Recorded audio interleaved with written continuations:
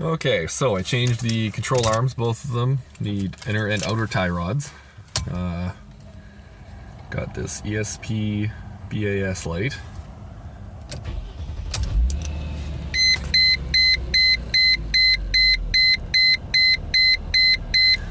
Now, according to the internet, I'm supposed to turn the wheel.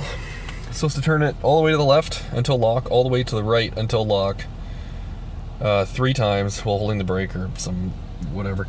The only problem though is I turn it all the way to the right, so that's 1 turn. And we'll go this way, and that's lock.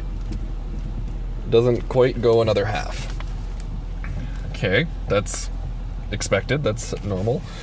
Go all the way to the left, that's 1, and then we go here, and it should be locking right here, right? Except it keeps going.